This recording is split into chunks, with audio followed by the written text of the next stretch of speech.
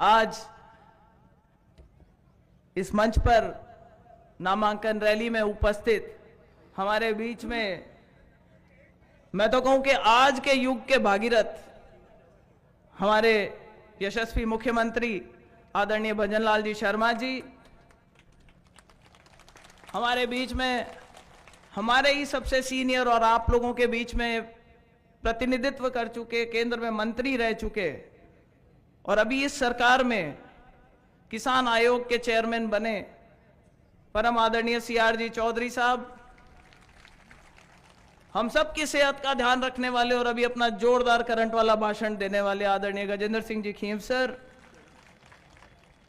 और अगर कोई एक महकमा पूछे कि नागौर की और राजस्थान की दृष्टि से अगर सबसे इंपॉर्टेंट महकमा है तो कौन सा है भाई, बता दो। पानी जनापड़ा प्रभारी मंत्री आदरणीय कन्हैयालाल जी साहब, विशेष तौर उखीव सर में जटे अर्जी लाग सके नहीं है, रेवत जी अर्जी जरूर लगाया करे आपकी।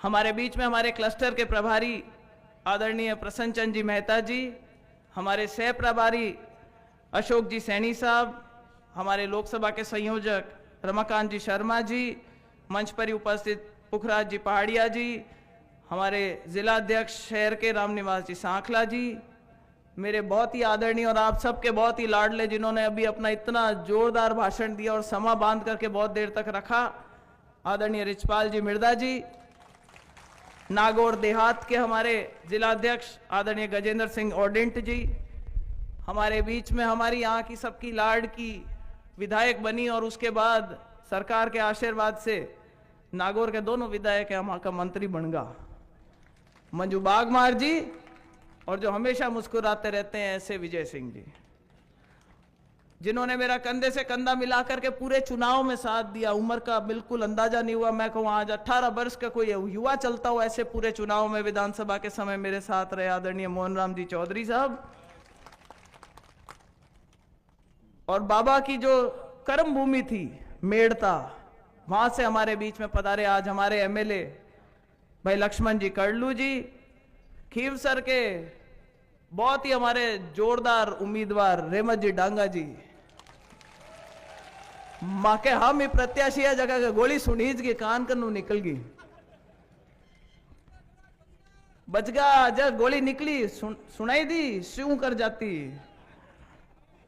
मकराड़ा में हमारी बहुत ही प्रतिभावान उम्मीदवार रही जो अभी वर्तमान में प्रधान है बहन सुमिता जी चौधरी जी, परबत से पधारे हमारे पूर्व विधायक रहे हुए और हमारे बहुत ही आदरणीय मान सिंह जी किंसरिया जी, मेड़ता से पूर्व में विधायक रहे भाई सुखराम जी नेतड़िया जी, हमारी यहाँ की प्रथम नागरिक बहन मीतू बोथरा जी, लाडनू से हमारे प्रत्याशी रहे आदरणीय करणी सिंह जी, जिन्होंने अभी आपको बहुत जोरदार तेजा सुनाया और जिसने पहली बार जाकर के अगर कभी विधानसभा में तेजा गाया ऐसे हमारे बीच में रूपाराम जी मुरावतिया जी। कई नेता क्लेम ठोकते हैं कि पार्लियामेंट में हमने बुलवा दिया, लेकिन पहला जो श्रेय जाता है वो रूप जी मुरावतिया को जाता है विधानसभा में तेजा गाने का।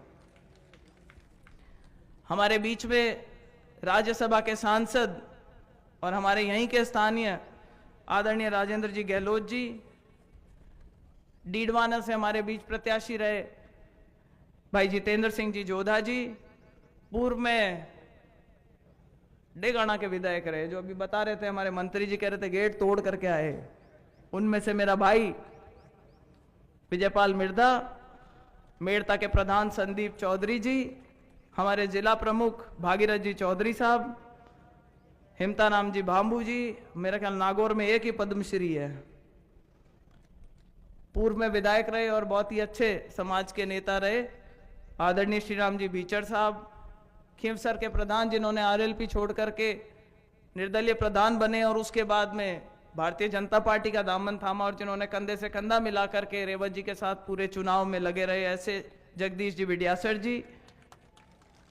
हमारे बीच में हम सब के बहुत ही सीनियर बुद्धाराम जी गरवा साहब जो अभी मंच का भी संचालन कर रहे हैं, मेरे छोटे भाई लक्ष्मी नारायण जी मुंडेल जी जिनको भी ये जिम्मेदारी दी गई है मंच संचालन की, गोविंद जी कुमावत जी, नवनील जी गौड़ साहब, रमेश जी ऊपर अपूर्व जी, आदरणीय जगबीर जी छाबा साहब, राजेंद्र जहांगीर जी जो कि प्रदेश मंत्री हैं ओबीसी मोर्चे में, प्रकाश भाकर जो प्रदेश मंत्री हैं किसान मोर्चे में, श्रीमती सुनीता जी रांडड़ जो प्रदेश उपाध्यक्ष है महिला मोर्चा में, श्याम प्रताप जी जिन्होंने अपने बहुत ही मेहनती आदमी हैं और जो अभी सह संयोजक है लोकसभा में, आदरणीय भोजराज जी सारस्वत साहब जो स्पाइस बोर्ड में अभी मेंबर है, हमारे बीच बहुत ही सीनियर जिनका मैं विशेष तौर पे कहना चाहूंगी जो जोधपुर से हमारे बीच में पधारे हैं, ऐसे रामनारायण जी डूडी जी, नंद किशोर जी सदावत साहब भूमि विकास बैंक के चेयरमैन,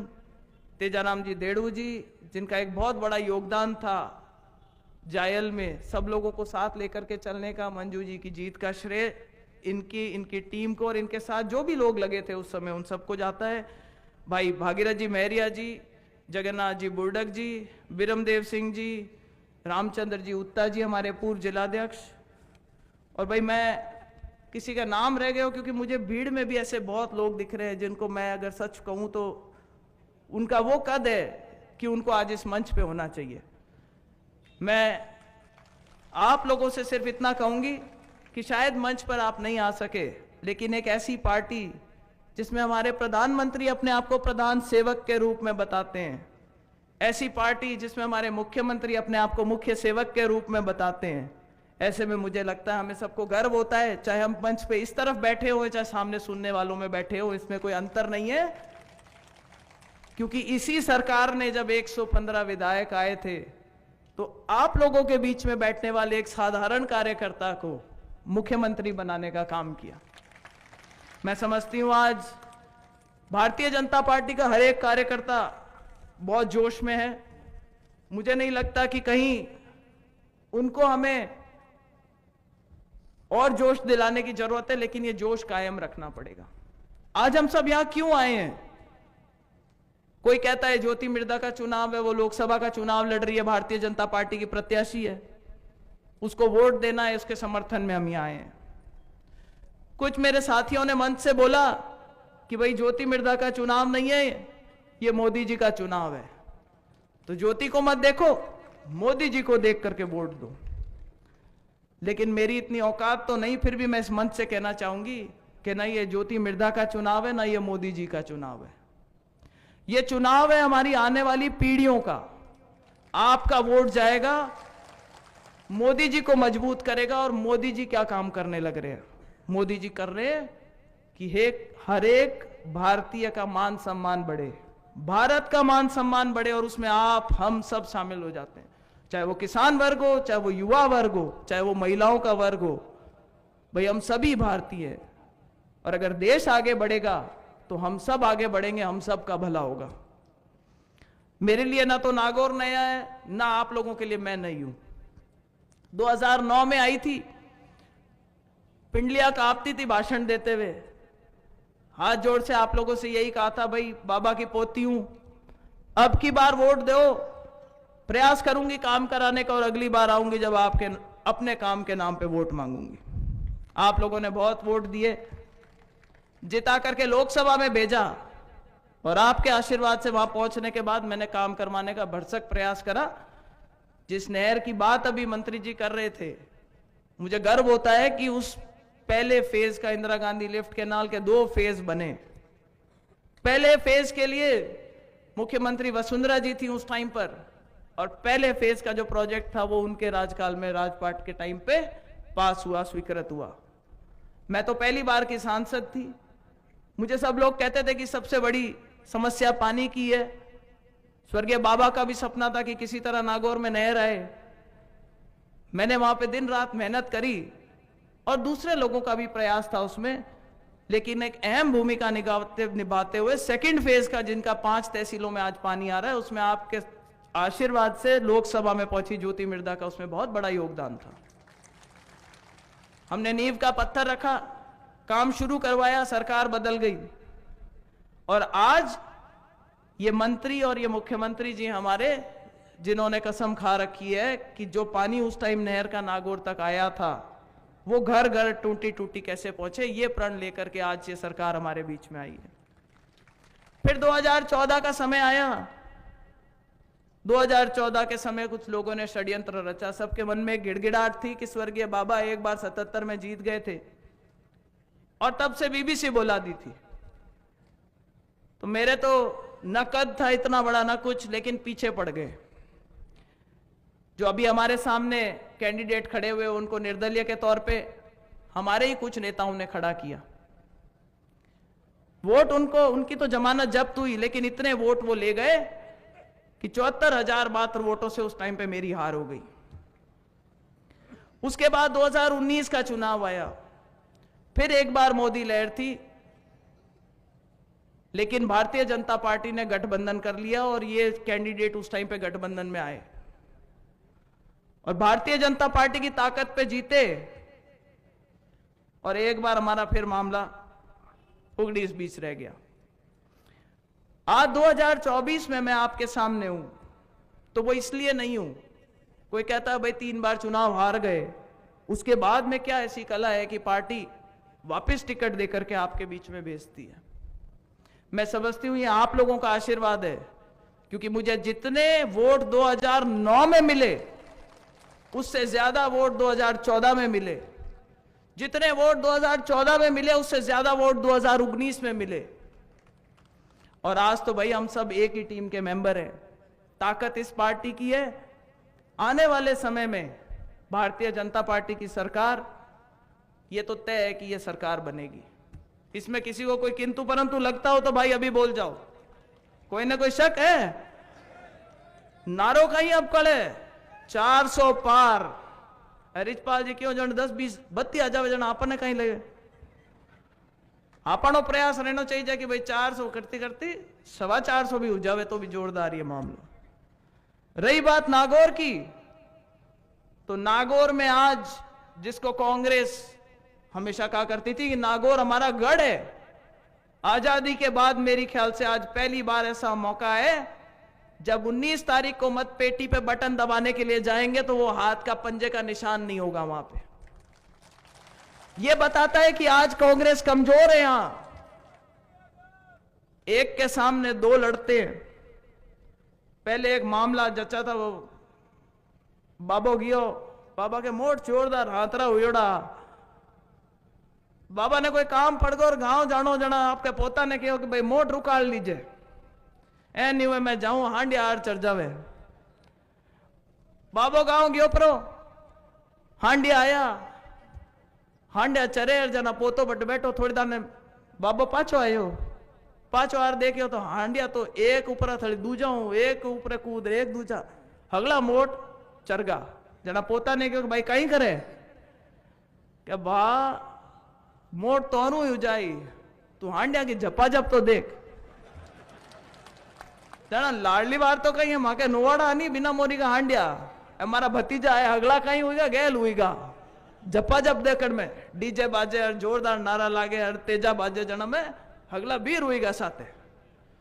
पण हमें कहीं